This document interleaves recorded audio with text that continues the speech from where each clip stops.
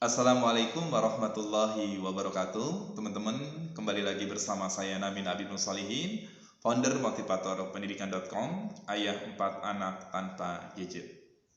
Ya, teman-teman, semoga teman-teman dalam keadaan bahagia, semoga teman-teman dalam keadaan sehat, dan semoga teman-teman senantiasa mendapatkan keberkahan dari Allah Subhanahu wa Ta'ala. Kembali saya ingin sharing tentang pengalaman-pengalaman saya, sharing tentang motivasi, sharing tentang pengasuhan, sharing tentang pendidikan. Dan kali ini teman-teman, saya ingin sharing bagaimana pengalaman nyata saya akhirnya kemudian hijrah dari kehidupan ribawi melunasi rumah saya. Teman-teman, ini adalah rumah saya yang pertama kali saya beli dari sebuah bank milik pemerintah. Harganya waktu itu sekitar tahun 2011 sekitar 64 juta. Tetapi rumah ini kemudian karena saya tidak punya uang cash, akhirnya saya beli dengan cara kredit. Tetapi pembayarannya flat selama kurang lebih 15 tahun. Saya sebenarnya sudah tahu bahwa ngutang atau mengambil rumah dengan cara kredit di perbankan atau di bank konvensional itu adalah riba. Tetapi waktu itu saya punya alasan lain. Tidak mungkin anak saya, keluarga saya hidup di kontrakan kecil terus. Saya ingin anak-anak saya hidup di lingkungan yang lebih sehat. Tetapi akhirnya saya merasa bahwa itu ternyata cara pikir yang salah. Harusnya teman-teman, saya ingin katakan bagi teman-teman yang sekarang belum punya rumah, yang masih kontrak, saya ingin katakan tetaplah bersemangat untuk kontrak. Tetaplah dengan kemampuan diri, jangan paksakan untuk kredit. Kenapa? Karena kita tahu bahwa riba itu adalah hal yang diharamkan oleh Allah Subhanahu wa Ta'ala. Yang harus kita dahulukan adalah perintah Allah Subhanahu wa Ta'ala. Ketika Allah sudah melarang tentang praktek riba, maka taati dan ikuti, insya Allah akan ada keberkahan dari situ semua. Dan inilah yang ingin saya sampaikan dan ingin saya bagikan kisah saya, bahwa ternyata setelah saya tobat dari kehidupan ribawi, ada keberkahan yang gitu luar biasa Allah berikan terhadap diri saya. Nah teman-teman, waktu itu rumah itu cicilannya sekitar 15 tahun, sekitar per bulannya 616.000. Bagi saya yang berprofesi sebagai guru pada saat itu berat sekali. Gaji saya mungkin hanya sekitar 1.200.000 atau 1.300.000 lah gitu kan. Paling banyak 1.500.000. Sementara saya harus menghidupi istri dan anak-anak saya. Rasanya memang berat untuk melunasi. Jadi hal yang nggak mungkin deh saya melunasi rumah itu. Karena biasanya kan kalau kita kredit rumah yang harga cashnya 64 juta, itu harga kreditnya bisa 120 juta lebih seperti itu. Namun alhamdulillah teman-teman, di tengah perjalanan akhirnya ketika waktu itu saya menjadi guru dan menjadi kepala sekolah, saya juga punya aktivitas untuk mengisi program seminar dan training. Dari situlah kemudian Allah memberikan kemudahan rezeki kepada saya dan saya mendapatkan uang. Tetapi teman-teman, ketika saya mendapatkan uang dari aktivitas dan kreativitas yang saya lakukan, parahnya saya, kebodohan yang saya lakukan lagi adalah saya bukan melunasi rumah, tapi yang saya lakukan adalah membeli mobil second dengan cara cash, maksud saya dengan cara cash yang harusnya kalau saya bayar rumah itu bisa lunas. Nah, lagi-lagi ingin saya katakan adalah kalau kita punya uang, kemudian kita masih punya hutang, maka bayarlah hutang. Bayarlah cicilan rumah kita, bayarlah cicilan apapun yang kita miliki. Jangan sampai kemudian justru kemudian kita malah membeli sesuatu sementara kita masih punya hutang. Dan ada peristiwa yang berhubungan dengan spiritual yang akhirnya kemudian saya paksakan, akhirnya saya harus melunasi rumah itu. Selain memang saya yakin bahwa riba ini dilarang oleh Allah Subhanahu wa Ta'ala, tentu saya ingin hidup saya lebih berkah. Teman-teman, sebelum mengambil rumah dengan konsep ribawi tersebut, saya sudah ikut lah ya program-program kajian tentang hukum riba dan sebagainya. Tetapi lagi-lagi akhirnya nafsulah yang kemudian mengalahkan itu semua dan akhirnya melanggar ketentuan syariat Allah Subhanahu wa Ta'ala. Nah teman-teman, akhirnya saya perdalam lagi. Jadi 5 tahun setelah mengambil rumah dalam kegelisahan itu, jadi 5 tahun tuh saya dalam keadaan kegelisahan ya. 5 tahun cici rumah itu dalam keadaan gelisah. Bagaimana mungkin saya akan hidup di rumah yang Allah haramkan? Seperti itu.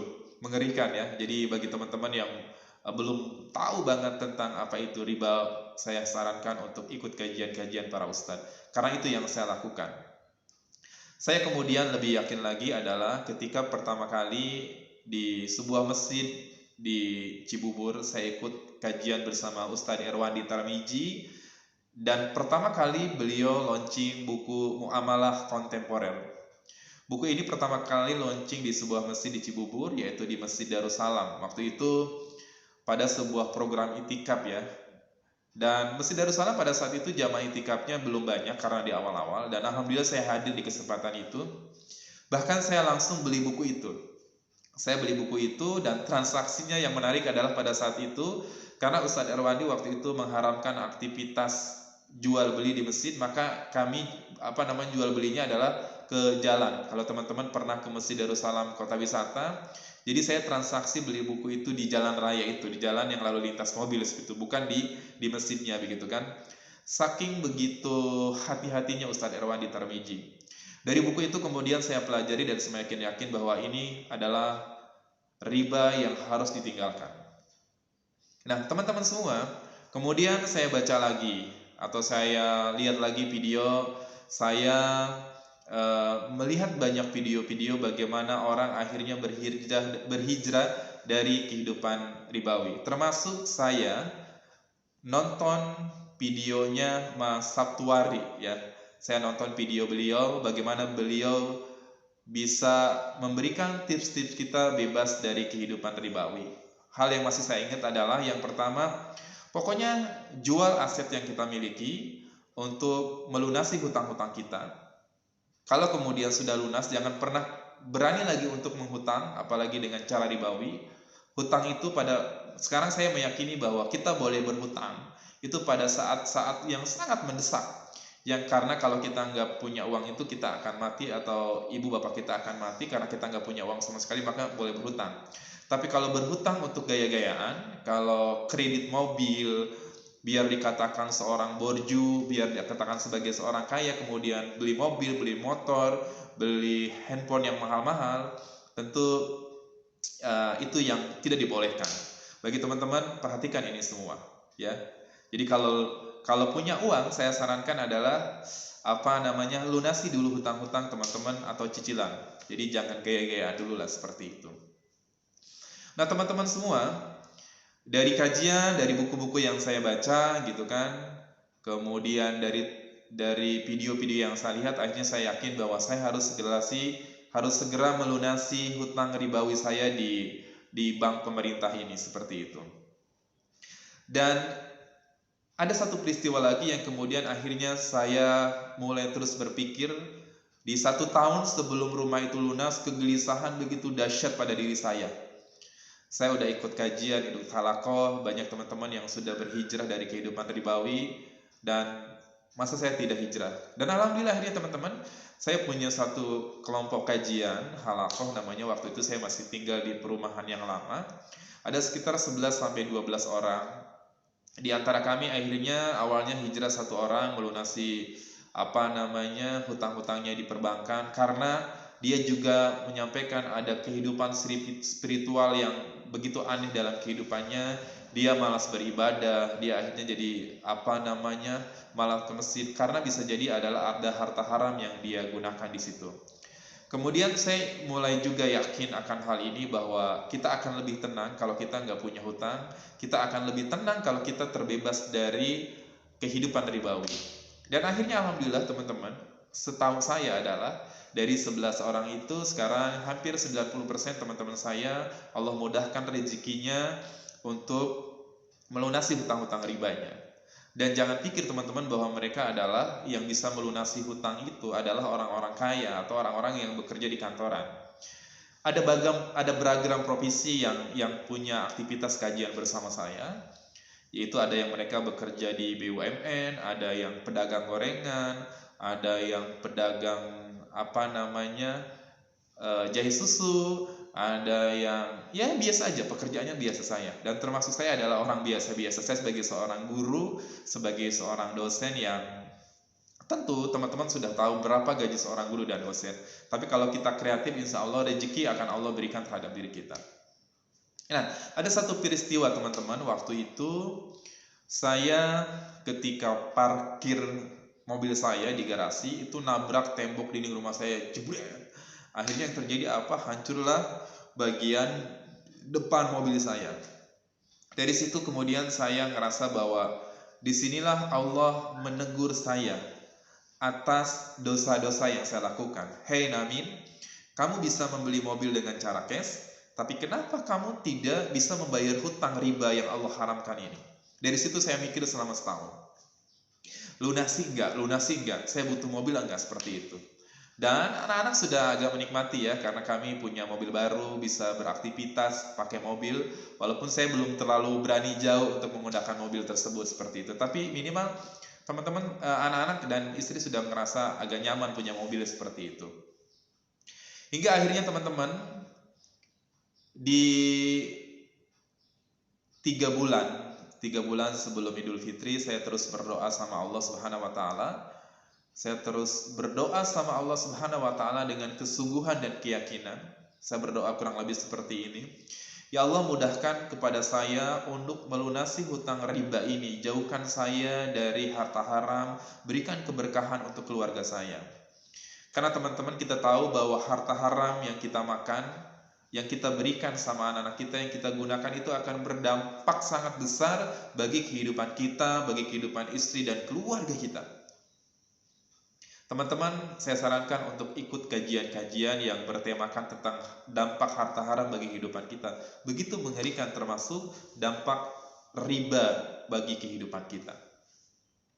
Nah, dengan doa-doa seperti itu teman-teman, akhirnya saya yakin bahwa saya sampaikan sama anak-anak, sama istri, bahwa saya akan menjual mobil ini untuk melunasi hutang riba, untuk melunasi rumah ini gitu kan, seperti itu. Walaupun akhirnya teman-teman, dengan menjual mobil tersebut, akhirnya ketika saya mengisi program seminar, training, dan workshop, itu tidak punya mobil lagi. Tapi alhamdulillah, almarhum sahabat saya, Nazmi Sakib, masih punya mobil. Karena Nazmi Sakib ini dulu adalah orang yang sering mendampingi saya mengisi program seminar, workshop, training ya, baik menggunakan mobil saya atau menggunakan mobil dia. Dan semoga Allah Subhanahu wa taala memasukkan beliau ke surga, seorang yang baik yang sudah bertahun-tahun beraktivitas bersama saya seperti itu. Nah teman-teman, akhirnya saya menggunakan mobil dia, atau kadang-kadang ketika dia nggak bisa, saya naik Grab. Sampai sekarang, sampai dengan video ini, karena sekarang saya tidak punya pendamping lagi, maksudnya gak punya driver, gak punya fotografer. Dulu Nazmi Sakib inilah yang menjadi fotografer, yang menjadi driver, yang menjadi katakanlah asisten saya mengisi program-program seminar, dan sekarang gak ada. Akhirnya saya hampir setahun ini beraktivitas sendiri lagi. Ya, kalau saya punya foto-foto kegiatan itu dari panitia, kira-kira seperti itu. Lalu bagaimana caranya saya ngelunasin riba? Caranya adalah teman-teman, yaitu tadi selain saya terus berdoa kepada Allah Subhanahu wa taala, maka ketika anak-anak mengiyakan, istri mengiyakan, dan saya yakinkan bahwa ini adalah untuk keberkahan diri kita, akhirnya teman-teman, saya jual mobil tersebut, saya iklankan, dan di OLX ya Pak, di OLX saya iklankan, atau di OLX ya, di OLX saya iklankan. Dulu namanya tokobagus.com kalau nggak salah ya. Di OLX saya iklankan. Dalam waktu 3 hari, alhamdulillah, mobil itu sudah langsung terjual dan laku. Bahkan pertama kali jadi ketika pertama kali saya publish iklan mobil saya itu di OLX, itu langsung ada orang yang menawar. Ada juga yang datang ke rumah saya, dan akhirnya pembeli ketigalah yang berhasil membeli mobil saya. Dan alhamdulillah teman-teman, ternyata dari hasil penjualan mobil saya itu benar-benar hampir mirip dengan hutang saya yang tersisa di bank tersebut. Dan alhamdulillah akhirnya kemudian rumah tersebut saya lunasi, saya bayar ke perbankan, dan alhamdulillah akhirnya saya terbebas dari riba. Begitu teman-teman ceritanya. Tapi tidak sampai di sini. Jangan dulu skip video ini. Saya ingin mengatakan bahwa saya akhirnya dapat, jadi saya bertobat dari satu rumah yang ribawi, tapi 2 tahun berikutnya Allah berikan rumah yang luasnya 2 kali lipat, yang begitu Allah luar biasa ya. Itulah Allah luar biasa. Jadi ketika kita taubat dari keharaman, dari ribawi yang Allah benar-benar haramkan, maka Allah berikan keberkahan. Itu yang saya yakini. Itu yang saya yakini teman-teman. Dan sekarang saya menempati rumah yang luasnya dua kali lipat dari rumah sebelumnya, yang saya beli dengan cara cash. Masya Allah. Saya yakin bahwa, sekali lagi teman-teman, yakinlah bahwa kalau kita kemudian hijrah dari kehidupan ribawi, Allah akan mudahkan rezeki kita. Karena apa yang menjadi ketetapan Allah Subhanahu wa taala itu yakin baik untuk diri kita dan keluarga kita. Ya, jadi saya tobat dari satu rumah tipe 60, kemudian saya lunasi, akhirnya 2 tahun berikutnya Allah berikan kesempatan kepada saya untuk membeli rumah yang saya tempati sekarang ini adalah dengan cara cash. Yang nominalnya saya sudah sampaikan di video sebelumnya, video yang saya berbagi pengalaman bagaimana saya mendapatkan 1 miliar pertama dari aktivitas saya bikin konten di YouTube, di blog, dan media sosial. Bagi teman-teman yang belum lihat bagaimana saya mendapatkan 1 miliar pertama atau bahkan lebih, bisa lihat di link di bawah ini, silakan diklik dan bisa dinikmati video tersebut. Nah teman-teman semua, itu semua saya yakin adalah bahwa apa yang saya dapatkan hari ini semua karena keyakinan saya kepada Allah Subhanahu wa taala, bahwa kita harus menghindari hal-hal yang diharamkan oleh Allah Subhanahu wa taala. Dan tentu saya berharap setelah Allah memberikan keberkahan, mendapatkan rumah yang luasnya 2 kali lipat. Nanti saya akan ceritakan bagaimana juga saya mendapatkan rumah ini ya. Saya bagaimana mendapatkan rumah ini, perjuangan seperti ini, saya akan ceritakan di video yang akan datang. Ya, semoga teman-teman apa yang saya sampaikan ini bisa menginspirasi teman-teman semua. Ayo berhijrah dari kehidupan ribawi ke kehidupan yang berada dalam ketaatan kepada Allah Subhanahu wa taala. Yakinlah keberkahan yang akan kita peroleh. Jangan hidup dengan gaya-gayaan, jangan hidup dengan glamor, tapi kita banyak hutang, banyak bermaksiat kepada Allah Subhanahu wa taala. Sekali lagi semoga video ini bermanfaat. Silakan di-share ke banyak orang, terutama buat teman-teman, saudara-saudara yang sekarang masih kekeh dengan kehidupan ribawi seperti itu. Saya Namin Abi Ibnu Salihin, founder motivatorpendidikan.com, ayah 4 anak tanpa gadget. Terima kasih. Assalamualaikum warahmatullahi wabarakatuh.